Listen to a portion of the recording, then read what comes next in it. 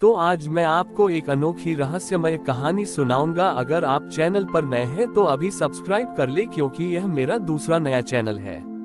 तथा कहानी पूरा देखे, अंत में एक अनोखा रहस्य छुपा है। धन्यवाद। तो सुनिए। एक बार सृष्टि में एक अद्भुत शांति छा गई। न नदियों में कलकल की ध्वनि थी, न हवा में सरसराहट की, और न ही पत्तों में खनक की। हर ओर एक गहरा और भयावह सन्नाटा था। ये सन्नाटा इतना गहरा था कि देवता भी घबरा गए। उन्होंने ब्रह्मा और विष्णु के पास जाकर इसका कारण पूछा, लेकिन कोई भी इस रहस्य को नहीं सुलझा पाया। अंत में सभी महादेव के पास पहुंचे, जो कैलाश पर्वत पर अपने ध्यान में लीन थे। उन्होंने महादेव से विनती की, हे प्रभु, ये किस प्रकार की विपत्ति है? सृष्टि से सारी ध्वनियां लुप्त हो गई हैं। जीवन थमसा गया है। महादेव ने अपनी तीसरी आंख खोली और शांत स्वर में बोले, यह कोई विपत्ति नहीं, बल्कि एक परीक्षा है।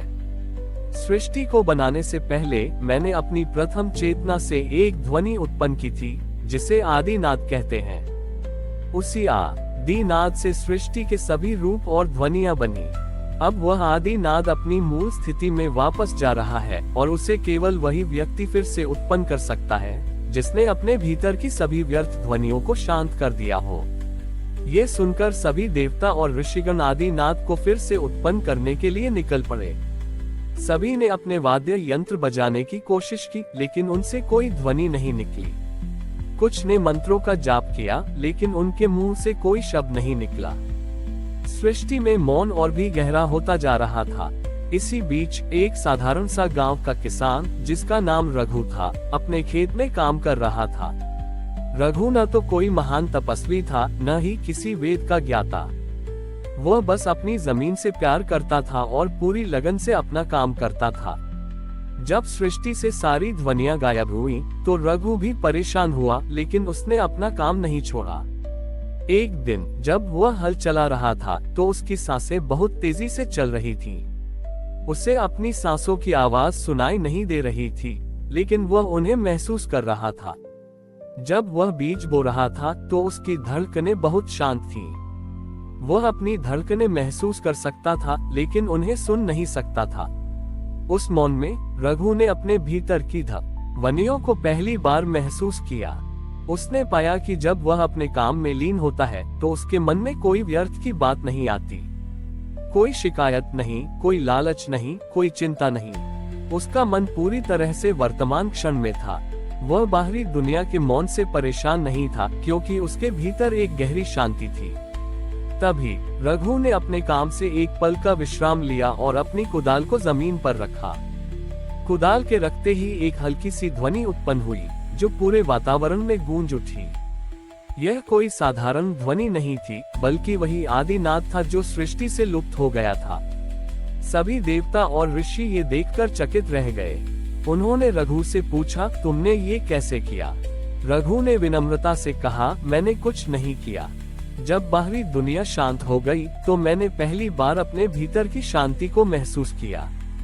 मेरा मन पूरी तरह से मौन हो गया था। शायद उसी मौन ने इस ध्वनि को जन्म दिया। महादेव ने रघु को आशीर्वाद दिया और कहा, सच्ची ध्वनि बाहर से नहीं, बल्कि भीतर की शांति से उत्पन्न होती है। तुमने अपने मन की सभी व्यर्थ ध्वनियों को शांत कर दिया, और इसी कारण तुम उस आदिनाद को फिर से सुन पाए। इस कहानी से यह शिक्षा मिलती है कि सबसे बड़ी तपस्या बाहरी शोर को नहीं, बल्कि मन के शोर को शांत करना है। जब हमारा मन शांत होता है, तभी हम जीवन के वास्तविक सार को समझ पाते हैं और ईश्वर से जुड़ पाते हैं। रघु के द्वारा आदिनाद के पुनर्जन्म के बाद सृष्टि में ध्वनियां वापस लौट आई।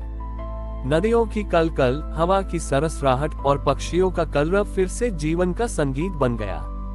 लेकिन रघु की उपलब्धि ने एक नई समस्या को जन्म दिया।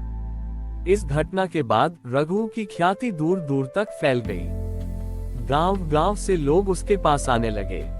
कुछ लोग उससे ये सीखने आए कि मन को शांत कैसे किया जाए, जबकि ज्यादातर लोग केवल इस चमत्कार को देखने आए थे। रघु को अपनी सादगी और शांति पसंद थी, लेकिन अब उसका जीवन लोगों की भीड़ से भर गया था। एक दिन एक ज्ञानी पंडित रघु से मिलने आया। पंडित ने कहा, हे महान आत्मा, आपने वह किया जो देवता भी नहीं कर पाए। कृपया मुझे अपने ज्ञान का रहस्य बताएं। रघु ने विनम्रता से उत्तर दिया, पंडित जी, मेरे पास कोई रहस्य नहीं है। मैं बस अपने काम में लीन रहता हूँ और अपने मन को शांत रखता हूँ। लेकिन पंडित इस उत्तर से संतुष्ट नहीं हुआ। उसने सोचा कि रघु अपने ज्ञान को छिपा रहा है। उसने रघु को लालच देने की कोशिश की, उसे बड़े बड़े आश्रमों का मुखिया बनाने का प्रस्ताव दिया और यहाँ तक कि उसे स्वर्ण मुद्राएं भी भेंट की। रघु ने धीरे से कहा, ये सब मुझे मेरे काम से दूर ले जाएंगे। मेरा काम मेरी पूजा है। पंडित क्रोधित हो गया। उसने चिल्लाकर कहा, तुम ढोंगी हो। तुम अपनी तपस्या और ज्ञान का अपमान कर रहे हो। तुम बस एक साधारण किसान हो जो संयोगवश सफल हो गया। पंडित की बातें सुनकर रघु के मन में पहली बार अशांति पैदा हुई। उसे लगा कि शायद पंडित सही कह रहा है। शायद वह सच में एक साधारण इंसान है और इस सम्मान के लायक नहीं है। उसके मन में एक द्वंद्व शुरू हो गया। एक विचार यह कह रहा था कि वह विशेष है और दूसरा उसे उसकी सादगी की याद दिला रहा था। इस द्वंद्व के कारण रघु का मन फिर से अशांत होने लगा। अगली सुबह जब रघु अपने खेत में काम कर रहा था तो उसकी सांसों में पहले जैसी शांति नहीं थी। उसके मन में पंडित की बातें गूंज रही थी। उसने अपने काम पर ध्यान केंद्रित करने की कोशिश की, लेकिन सफल नहीं हो पाया। तभी उससे एहसास हुआ कि जो ध्वनि उसने पहले उत्पन्न की थी वह उस बाहरी मौन के कारण नहीं बल्कि उसके भीतरी मौन के कारण थी। वह तुरंत कैलाश की ओर भागा और महादेव के चरणों में गिर गया। प्रभु, मैंने अपनी शांति खो दी है। मैंने अपने मन को फिर से व्यर्थ की ध्वनियों से भर लिया है। अब मैं न तो अपना काम ठीक से कर पा रहा हूँ और न ही मेरे अंदर वह शांति है। महादेव ने रघु को स्नेह से देखा और बोले, रघु, तुमने पहली परीक्षा तो पास कर ली थी, लेकिन अब तुम दूसरे अहंकार से लड़ रहे हो, सफलता और पहचान का अहंकार। जब तुम सफल होते हो तो तुम्हारा अहंकार तुम्हें ये बताता है कि तुम दूसरों से श्रेष्ठ हो, लेकिन जब तुम दूसरों की आलोचना सुनते हो तो वही अहंकार तुम्हें कमजोर महसूस कराता है। महादेव ने आगे कहा, सच्ची शांति न तो बाहरी सम्मान में है और न ही बाहरी आलोचना में। ये केवल तुम्हारे अपने काम के प्रति तुम्हारी निष्ठा में है। तुम जब तक अपने काम को अपनी पहचान बनाओगे तब तक तुम अशांत रहोगे। ये सुनकर रघु ने अपने सिर से पंडित के विचारों को हटा दिया। उसने अपनी कुदाल उठाए और महादेव के सामने ही अपनी जमीन पर एक गड्ढा खोदा।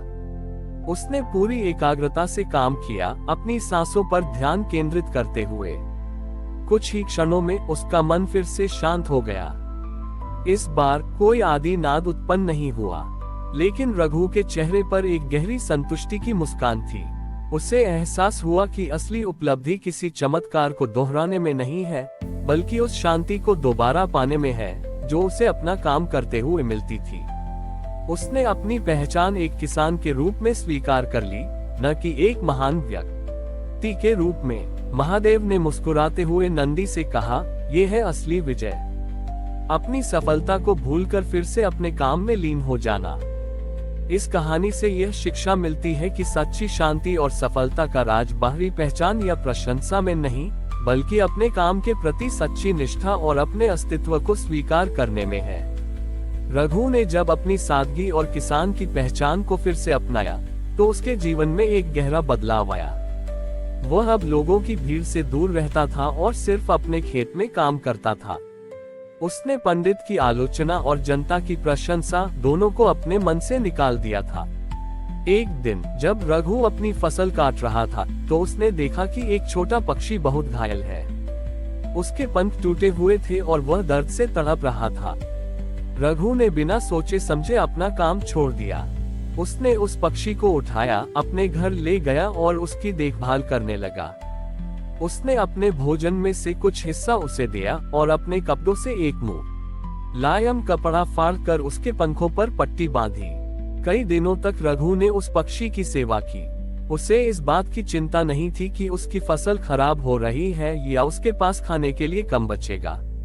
वह बस उस छोटे से जीवन को बचाने में लगा हुआ था।